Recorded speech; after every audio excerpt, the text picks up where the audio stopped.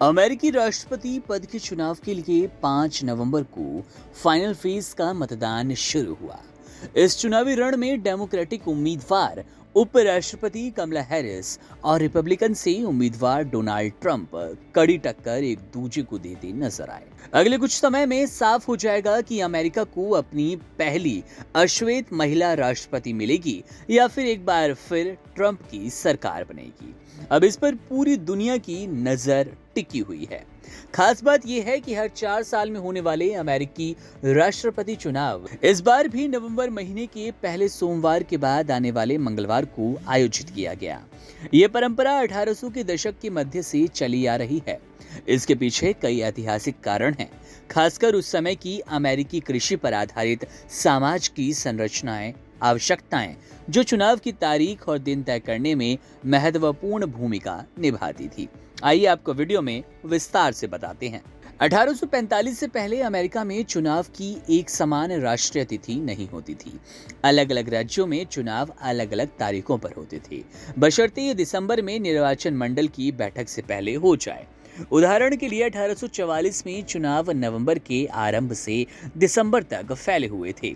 इससे एक समस्या पैदा हुई, क्योंकि कुछ लोग मानते थे कि अलग अलग तारीखों पर चुनाव कराने से परिणाम प्रभावित हो सकते हैं। इस असमंजस को खत्म करने के लिए 1845 में अमेरिकी कांग्रेस ने एक अधिनियम पारित किया, जिसमें तय किया गया कि राष्ट्रपति चुनाव पूरे देश में एक ही दिन होंगे। इस अधिनियम के तहत नवंबर के पहले सोमवार के बाद आने वाला मंगलवार चुनाव के लिए निर्धारित किया गया। आपको बता दें कि अमेरिकी संसद को कांग्रेस कहा जाता है। अल जजीरा की एक रिपोर्ट के मुताबिक अमेरिकी कांग्रेस यानी कि संसद ने नवंबर का चुनाव एक महत्वपूर्ण कारण से किया। 1800 के दशक में अमेरिका में ज्यादातर लोग किसान थे और नवंबर का समय फसल कटाई का मौसम समाप्त होने और सर्दियों की शुरुआत के बीच का समय था। इस समय किसान अपेक्षाकृत कम व्यस्त होते थे, इसलिए वे मतदान के लिए समय निकाल सकते थे। सप्ताह के दिन का चयन भी ये ध्यान रखकर ही किया गया।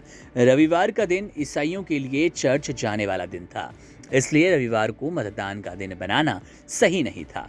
बुधवार का दिन बाजार का दिन होता था, जब किसान अपनी उपज बेचने के लिए बाजार जाते थे, इसलिए सोमवार या गुरुवार को चुनाव कराने का विचार आया।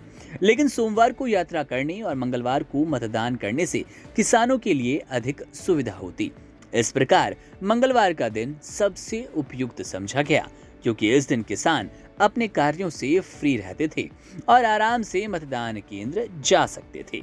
समय बदलता गया और अमेरिका का समाज कृषि प्रधान से औद्योगिक और अब तकनीकी आधारित समाज बन गया। लेकिन चुनाव दिवस की ये परंपरा आज भी जारी है।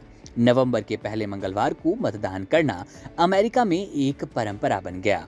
इससे मतदाताओं को एक स्पष्ट समय सीमा मिलती है और यह तय करता है कि चुनाव प्रणाली एक निश्चित दिन पर संपन्न हो जाए।